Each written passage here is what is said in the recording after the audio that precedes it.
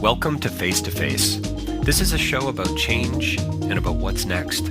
It's a show that wants to ask questions, peel back the layers of our average everyday experience, and go beyond scratching the surface. We interview amazing people with incredible ideas and stories who have done wild, weird, and wonderful things. Remember that imagination shared creates collaboration, and collaboration creates community, and community inspires social change. I'm David Peck, and this is Face to Face.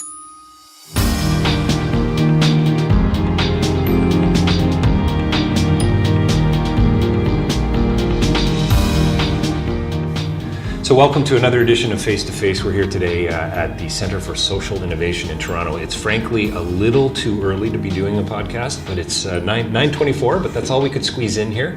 My guest today is Ben Peterson. Thanks for joining us, Ben. Pleasure. And I think you're going to like what Ben is going to talk about today. Ben is a co-founder, always a co-founder, I suppose, and CEO of Newsana.com. That's NEWSANA.com, and he's going to tell us a little bit more about what that is all about and about his connection to Journalists for Human Rights. That's JHR. He was also the co-founder and executive director of JHR. So I think Ben's got some stories. That's my guess.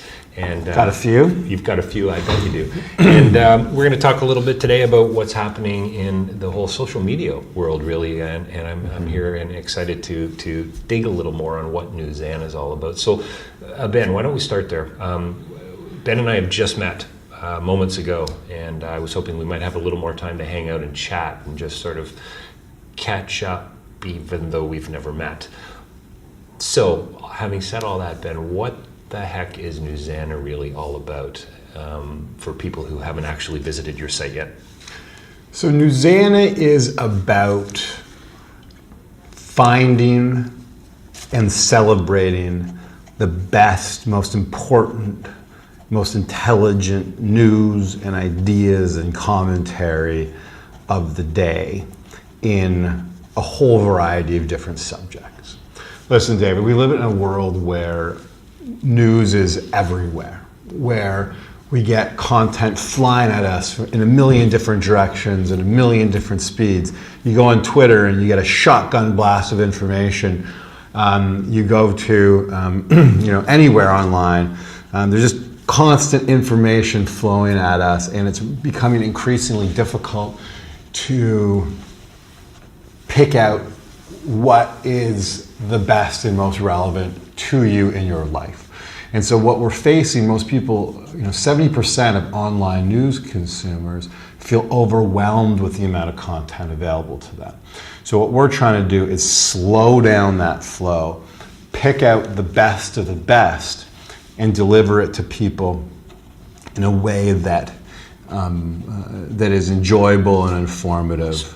So do I have to become a member of Newsana? How do I get the news? So you can come to Newsana.com and you can read some of the content. The best way to do it is to become a member, to sign up on Newsana.com. And then you can start reading the news that our community has selected.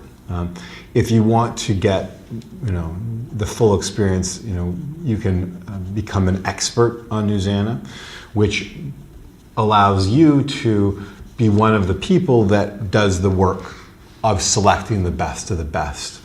So it's almost like you're amassing a group of editors, in a way. Yes. So Newsana is filters. What we're trying to do is basically expert source the news editing role. So in a traditional newspaper, one person or a series of editors look at all the news that's being produced today, and they pick what they think is good, and they put that in the newspaper. At Newsana, what we say is, one editor can do a really good job, but let's try and expert source this problem and have dozens, even hundreds of different experts in a specific subject come together. They all go out, find the news that's relevant to them. They bring it back to Newsana. They discuss that content. They vote on that content. And based on all of that community activity, the top stories of the day emerge. Is it okay? So maybe this is digging a little too deep right out of the gate at 4 minutes and 15 seconds in. But it sounds to me like this is not not going to fall into that whole manufactured consent sort of approach to news making. Back, Chomsky's notion back in the late 70s, early 80s, where, the media monopoly, right? Yeah. There's only so many people making the news, so therefore it's completely centered and it's censored and it's funneled in, it's all the news that's fit to print. Well, that's actually all the news we think is fit to print. So it seems to me like you're actually kind of attending to that a little bit. The internet has attended to it.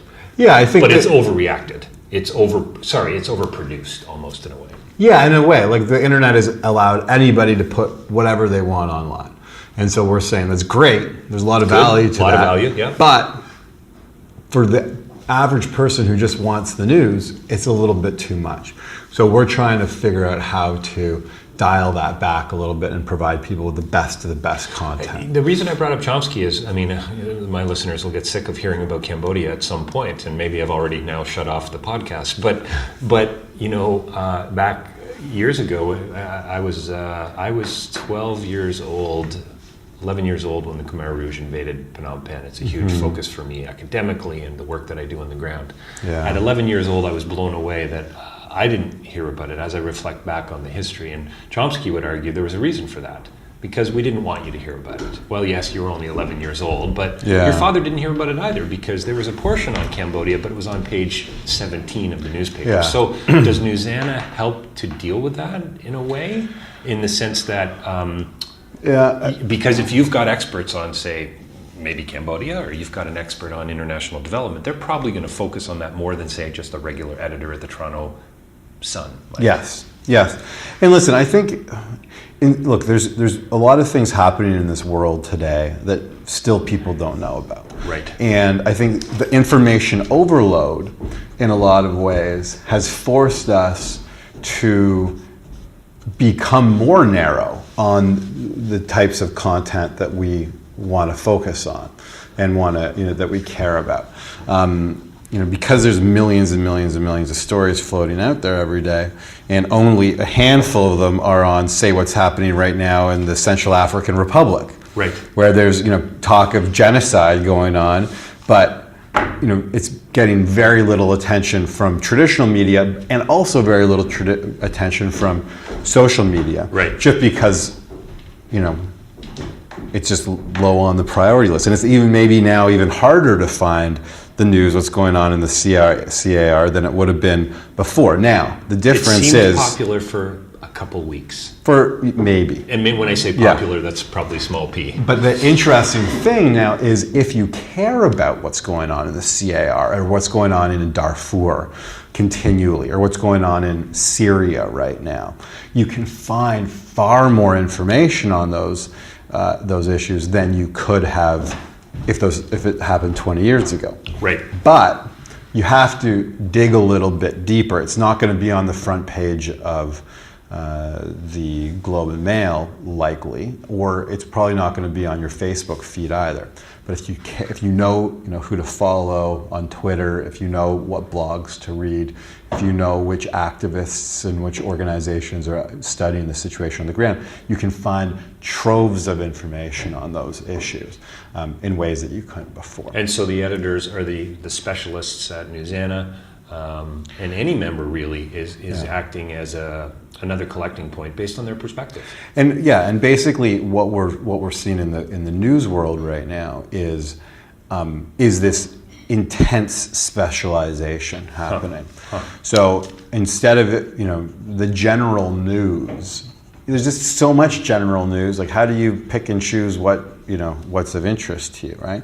But if you really care about international development, or what's going on in the CAR, then there's tons of information. You can get really deep and dirty in that situation, but then you don't have enough hours in your day then to look at what's happening on the Malaysian airline flight. Am I going to find anything about Paris Hilton or Justin Bieber on Newsana? Hopefully, probably not. Okay. There may be, the idea behind Newsana is to find really good, high quality, intelligent stories. So if there's something really smart or really insightful about those kinds of people, then yeah, you might find it on Newsana. Right. But at the end of the day, the issue with Newsana is that we're sort of trying to get through right now is that we're a community. So people come, they sign up, and then they're free to post whatever content they want. And it's all about posting. It's not about creating. So if you Yes. become a member, you're not creating news. You're not going out looking for stories with a pen and a pad in hand or a camera. You're actually trolling the internet looking for what's important in your world. And you want to share that with others. Exactly. Okay. It's about curating content. So going out and finding really good stories elsewhere, bringing them to Newsana, writing a brief analysis as to why you've chosen to share them on Newsana, and then letting other members vote for it. So I consumed news for years, I suppose, and there's half a dozen places that I would get it. How would this differ from, say, Huffington Post? They seem to sort of be doing what sounds like you're doing, but maybe not in such a special, in such an intentionally focused way. Well, yeah, Huffington Post is first off, it's not really a community. So there's still editors and journalists at Huffington Post creating content and choosing which stories are on the homepage, right? At Newsana, all of that role is put in the hands of our community members, which I think is an important innovation in a lot of ways, because ultimately the readers get to choose what other readers of Newsana get to see. So it's a more democratic way of creating a news site. What's wrong with journalists for human rights? You've clearly been writing and thinking and reading around this issue for many years. Yeah. Is it just the ubiquity of information today that's a problem with news? I mean, is it about ideology? Is it about being unable to filter the supposed, 17,000 images we see every day or something ridiculous when you start looking at numbers, with billboards and papers and TV and so on. I guess what's interesting to me, Ben, is this whole idea of juxtaposition. So, kind of an idea that Postman had, I'm dating myself, amusing ourselves to death, this idea that, you see something incredibly important like about Cambodia or the CAR, but it's juxtaposed beside a Friends episode or How I Met Your Mother episode, and there's no way to give the meaning to the one without taking away from the other. I think. So is that a even more serious problem on the internet, because I'm just clicking from one thing to the next? The internet you have to remember that the internet online news is extraordinarily new, and we're just figuring out what works and what doesn't work, right? It took 400 years from the time the printing press was invented to figuring out that a book was a good form for printed words to take, right? And then it took... No wonder Chapters is having such a tough time. Yeah. And then it took another, however many centuries to figure out that newspapers were actually good. And it was, decades and decades of, centuries of refining and improving the newspaper to where it, to its current state, right? We're just in the first couple years of the internet of online news. So I think the jury is still out on what that form is, what the ultimate form is going to take, and how it's most useful for people. But right now, it's a huge problem. Television, images, really. What are we, 120 years old, maybe? 130, maybe? I don't. Moving images, not even 100. I mean, it's I think it's way too early to tell. Yeah, no, fair point. Listen, I love the newspaper. Right, my kids, 6 and 8, they're gonna definitely refer to their dad as a bit of an old fart. I like the smell of the paper. I like the feel of it in my hand. Am I an old fart, Ben? I mean, I don't think so. I think that there's a lot of people that really do like that, and magazine sales are still decently strong. People like that physical, the weight, the physical presence. And the other issue is that with a newspaper, there's a lot of all the work that's been put into the layout of a newspaper gives you as a reader different signals as to the importance of each of the story. In the internet, every headline screams. It's like, you read a story, that's the only thing you see on the page most of the time. You don't know how important that is relative to the next story. But on a newspaper, the layout, the whole feel, the look, the size of the picture, the size of the font, the size of the headline, all tell you what you should be reading. It becomes a very understandable consumption experience. We're still trying to figure that out in the online context. One of the things that drives me crazy about things like Facebook and even getting onto more remote websites, news sites that you connect link to link, so within 2 links you're on somebody else's news site or a blog, are the just absurd advertisements, for penis enlargement and women with large breasts who are trying to get me to call their dating lines and these kinds of things. And it's comical on one hand, and actually I kind of think deeply tragic on another. And that's something a newspaper doesn't quite have to deal with in the same way, that level of distraction. Yeah, it doesn't, Ben, I think what I'm trying to say is that as an internet news consumer, maybe I will go deep as I read The Economist and Al Jazeera and BBC and so on.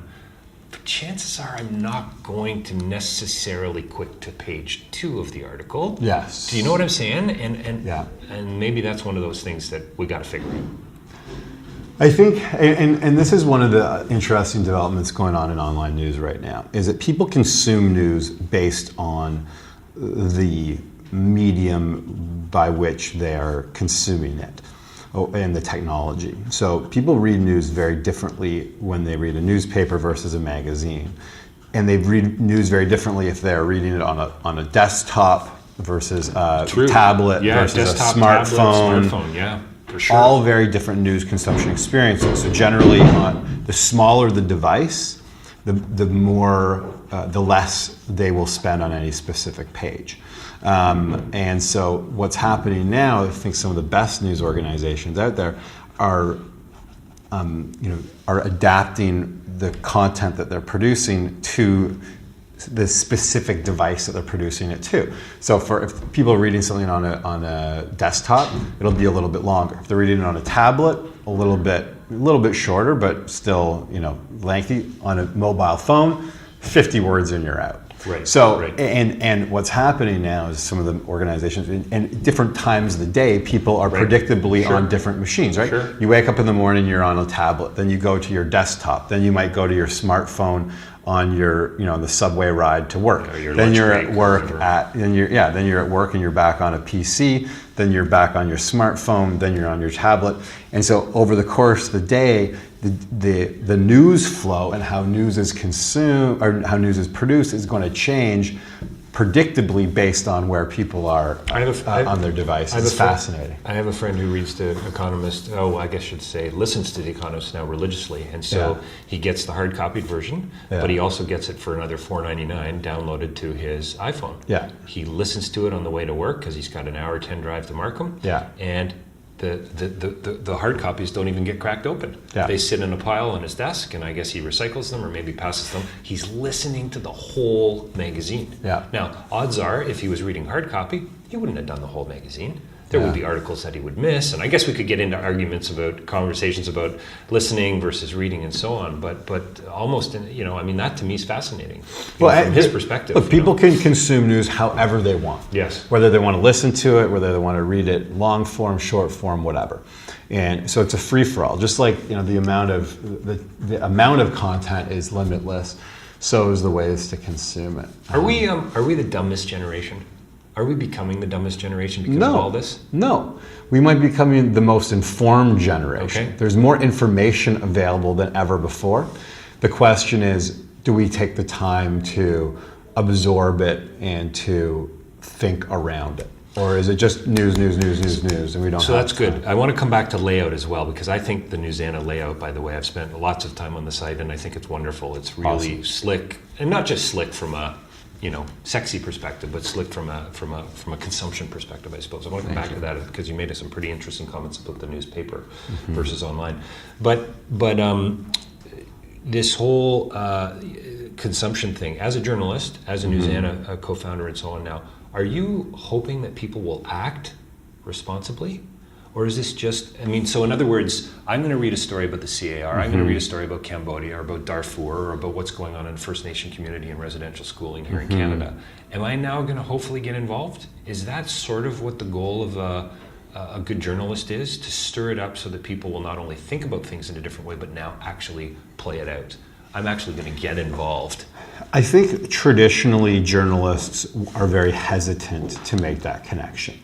because there's this whole idea of objectivity in journalism, that they just want to present the facts and let people do what they will around it. Now, I think personally that the whole idea of objectivity in journalism is wrong and corrupt, because there's no such thing as objectivity. Everybody pretends they're objective, but they really are not. And so I think we're starting to see more and more mainstream news organizations understand that and accept it and go with the flow, and own the fact that they're biased in some ways. Now, sometimes you don't like that. I don't like Fox News, but they don't really hide where they're coming from. They might say they're objective, but they know that they're not. But at the same time, there's a lot of really good journalism on the other side that tries to get people involved in issues like you were talking about in Cambodia and whatnot. So I think that journalists, again, are hesitant in a lot of ways to try and put two and two together and say, read this story and I want you to get involved. But at the very least, what they want people to do is become more informed. And then it's up to the individuals to take action based on the information that they consume. I'm going to provide the assessment of this as objectively as I can. I'm going to then hopefully act as a catalyst. I'm going to plant a seed with you to maybe do a bit more research, to get involved in some way. The whole idea, so I started Journalists for Human Rights back in 2001. And the whole idea behind JHR is that we train journalists in developing countries to report more effectively on human rights and good governance issues. And that increases public awareness about human rights, which is not always that high to begin with. And B, it pressures governments and civil societies to respect human rights issues more than they are currently.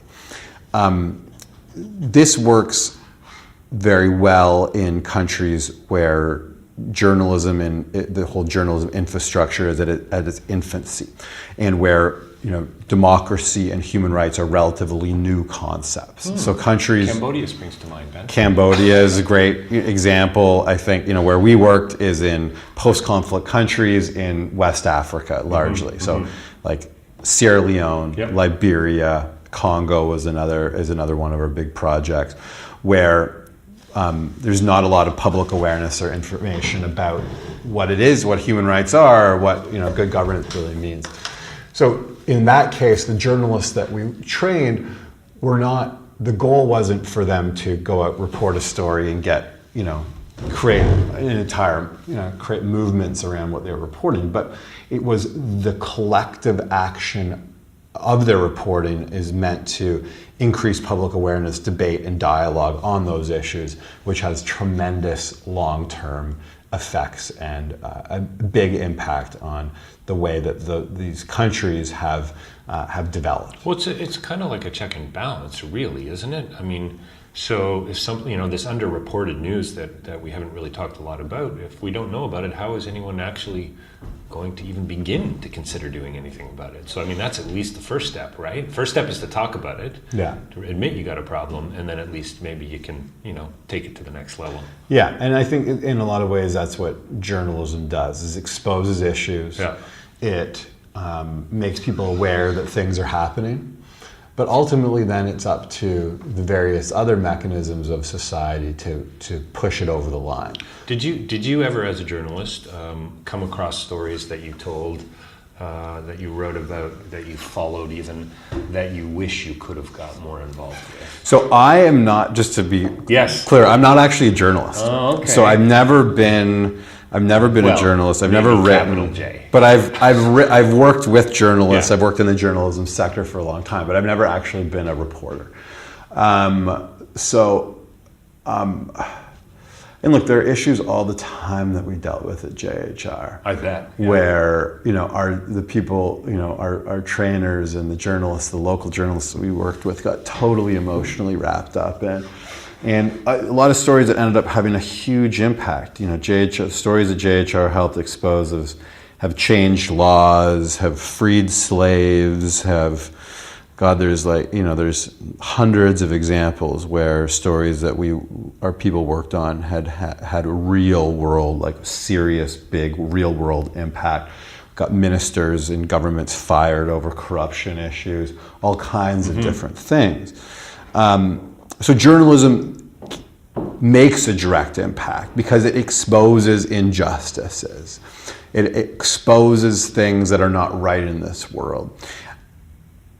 And that ultimately, that information, we live in a world that revolves around information. If you don't know if a tree falls in the woods, then it doesn't fall, right? Yep. If you know that tree falls, you can go up and clean it up, right? The world isn't perfect, and sometimes you report on an issue that should create a big reaction, and it doesn't. And it doesn't, yeah. Right? And so what do? Well, you go out and report on it again, and report on it again, and report on it again. And hopefully, eventually, it will gain the momentum and pick up steam, right? And if it doesn't, you have to move on. I love the little thing like aspect to journalism, I think. I love the seed planting, the catalyst, the incrementalism of it all. Yeah. That maybe, you're going to break a story that nobody's heard about that is going to lead to, well, not necessarily a politician getting fired or something maybe that extreme, but maybe it's going to lead to an uprising of a sort, whatever that might mean. And I think that's amazing. And I think, again, it's just a great reminder to most of us that we're all involved in some way or another with, making a difference on some level, it seems to me. Well, the real difficulty right now in the journalism world, of course, is that it takes a lot of resources to break stories often and to do the serious investigative work. And less and less organizations are putting money into that kind of work. So especially in the digital world, it tends to be all quick hit, easy story stuff, as opposed to the real investigative stuff. And the investigative part of the journalism world never made any money.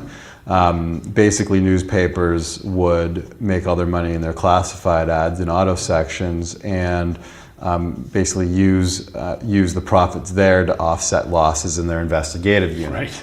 But with all the money sucked out of the classified ads and not very little money coming back in the form of digital advertising, newspapers are making very difficult decisions. So a lot of the really good investigative work is now being done in a whole variety of different fascinating ways. It's being done by NGOs. Human Rights Watch and Amnesty International are basically journalism organizations now.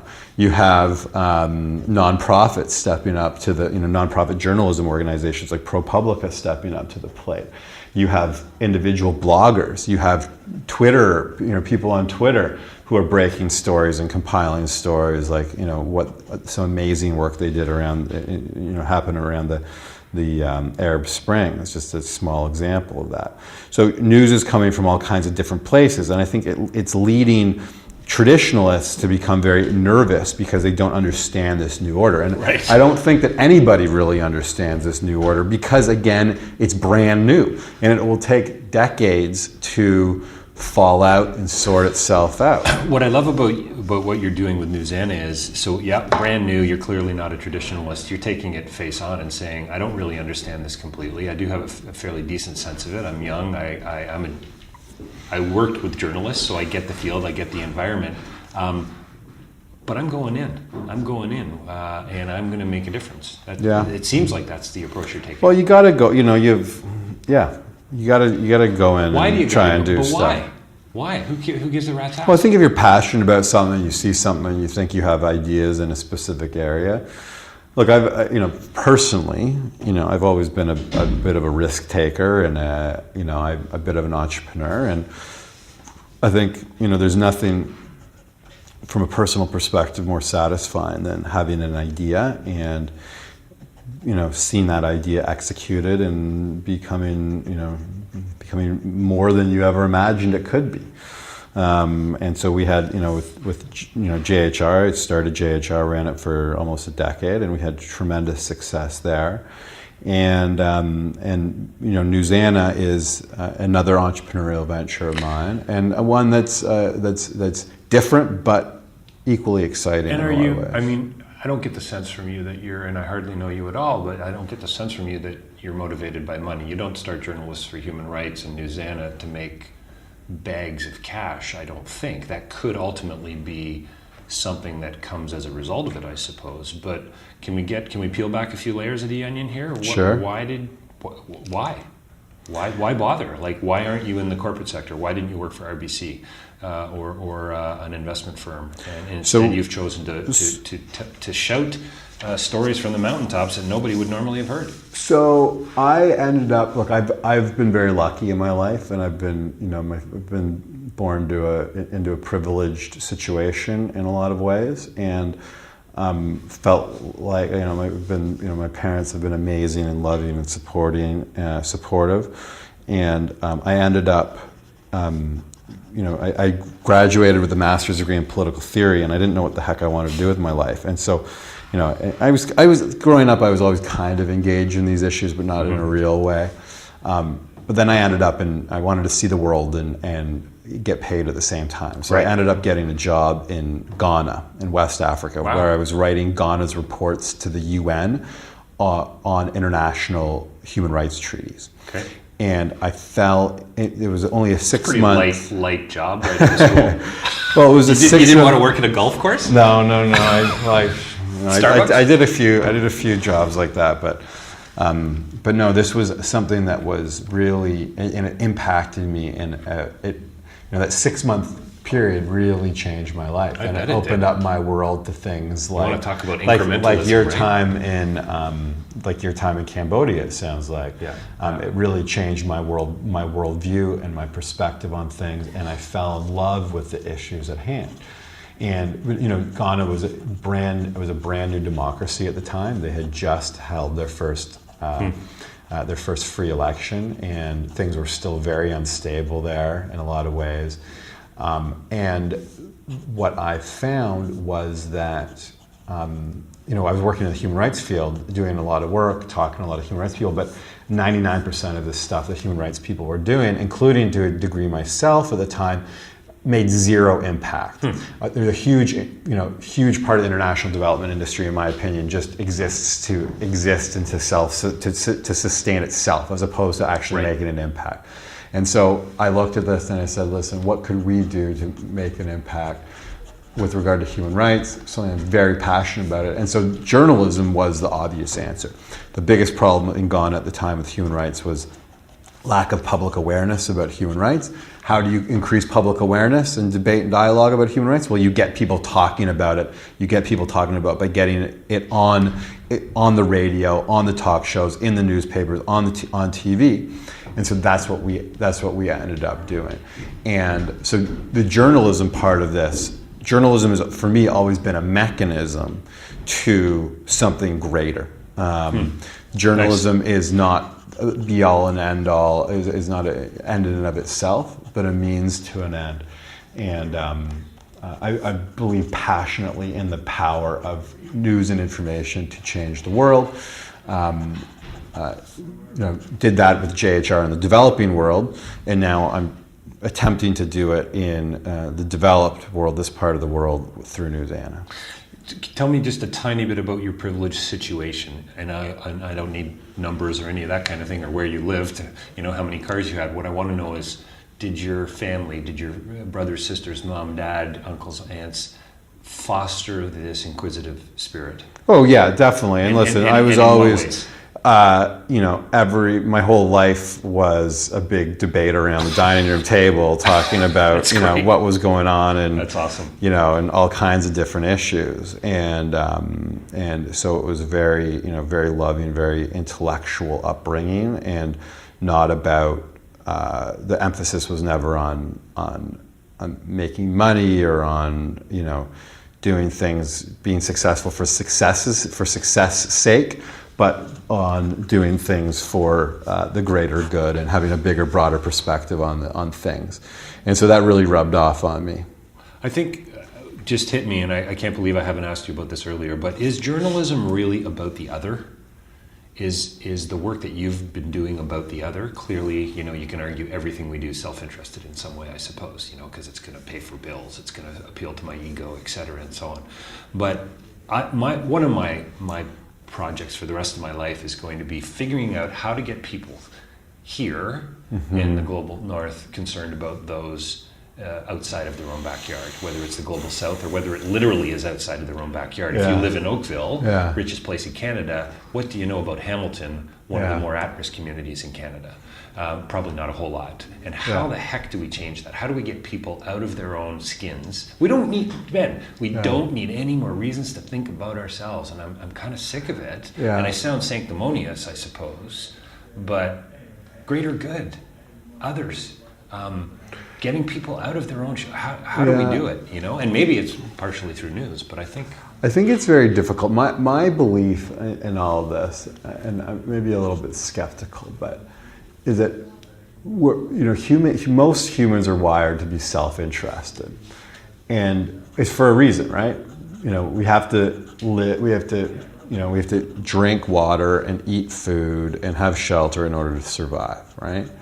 And so we need to always think about, making sure that our stuff is, our own personal lives and our family are looked after.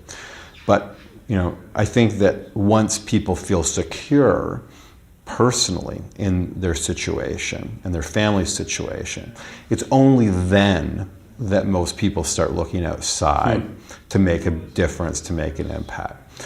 So, and that's why, charitable fundraising has been in the dumps for the last number of years because, people increasingly, since the big financial collapse in 2008, have been feeling quite insecure. A lot of people have been feeling quite insecure about where they're at and their jobs, and there's not a clear path forward. There's not for a lot of people, and so. In a lot of ways, we have to, once we are able to repair our economy, I think then we can start addressing the bigger issues in a better, more significant way than we have. Now, that being said, if you look at where we're at and how stable we are compared to any standard other than the very, other than, we live in the top one, anybody in Canada is way better off than the vast majority of this world. We don't have, people aren't, there's a lot of poverty and every person's own experiences are relative. Of course. But that being said, there's different kinds of poverty. There's different kinds of poverty, but listen, we're not, no one in Canada is starving to death. And that's a real thing in big parts of this world, right? Where people actually are becoming emaciated. Just under 1 billion people will go to bed hungry tonight. Absolute poverty is a real issue in this world, but is not, so what I'm basically saying is, well, everybody's situation is relative and their own, and I can never pass judgment on that. I think still even today, middle class, especially middle class Canadians, are in a situation where they might not feel that that secure, that privilege. But if they look at themselves next to their situation, people in the situation that they would be in if they were born and lived in other countries, they'd recognize that they're pretty darn well off, and that they actually might be able to spend a little bit more time and a little bit more money on caring about others, bigger issues. Yeah, and it's not just about money, it's about time and focus and commitment and intentionality, and I think on some level it probably starts with, at the risk of sounding kind of trite, and news, being aware of what the heck is going on, and if you don't know the issues, how the heck can you then get involved? I asked you the question about your privileged background and about your dinner table conversations, and I'm so glad you mentioned that, because I have a 6 and an 8-year-old, Spencer, Victoria, and Elizabeth and I. We're trying to foster that. Yeah. My kids know where Ulaanbaatar is. Yeah, it's great. They don't know how to spell it. I don't know how to spell it, actually, but they know where it is. They know how to pronounce Phnom Penh. They don't pronounce it like the lazy colonial Phnom Penh, right? Yeah. And I think that's cool. Yeah. For a whole lot of reasons. Capital C. Yeah. Cool is just a little too Quentin Tarantino-like for me, but there's more substance there than that. But and I think that's really important, and I love what you guys are doing with Newsana. What's we're gonna have to wrap up in a couple minutes, but what's next for you guys? So you're only a year in, aren't you? Yeah, we launched in April of last year. So not even okay. So just about a year. Just about a year, and we've learned a lot. There's been some lots of ups and lots of downs, and we're just trying to sort it out. It's a difficult space, but what we're doing next is we're really excited about this. Is we're launching a new platform called Newsana Plus. At least it's called that for now. What it's going to be is we're going to have different experts in different subjects create their own curated news magazine. So. David, I believe that you are curating a news magazine, which we're very excited about. So your news magazine is going to be on incremental change, right? And so you, in that role, you are going to go out and find the best of the best stories on your subject, and then publish those best of the best stories all together in a package once a week, I believe, right? Yes. Yep. So you are going to, provide your subscribers to your magazine with really good content all packaged up together to help those people cut through the noise and read those stories that are really, really good on the subject at hand, incremental change. And I think it's those kind of services that I think are going to be very important moving forward in an increasingly cluttered world. How do you break through that clutter? How do you get through that mess? Well, you get through that by people like you who can help, walk people through this, through this messy house to the place where to the place where they want to be. It's like, how do you guide people through the maze of all this craziness to get to where they want to go? So maybe we could wrap up on this question, and maybe it'll lead to somewhere else. But this idea of decluttering, other than joining, Newsana, how can somebody declutter in a Twitterized world? Well, look, there's a lot With of respect different to ways. News, I guess. I'm not talking there's- about your yoga practice. Yeah. But maybe I am. I don't know. Yeah. Well, so I think it's hard. I think it's very hard to find to declutter right now because there's just so much. So people who are on Twitter, a lot of people get information on Twitter now. You can sort through. You can create lists on Twitter where you have different people in different categories, but it requires a tremendous amount of work and not the kind of work that most average Twitter users are going to do, right? So you have to find those services that do provide that separation, and that's what we're trying to build at Newsana, and we're quite excited about where we're going with this Newsana Plus. That's great. Ben, thanks a lot for joining us today. My favorite line, and it's becoming kind of a tagline, is that there's more going on than meets the eye. And, that's kind of my good night and good luck, I guess, phrase. But it really is amazing to me. I'm on my, 65th podcast or whatever it is, and everybody I've interviewed, it's just, I feel like, sorry, gotta shut it down. But so hopefully we can talk again in maybe a year's time and see where Newsana Plus has gone. But appreciate you spending time with us today. Awesome. Ben Peterson from Newsana.com. That's Newsana.com. Check it out.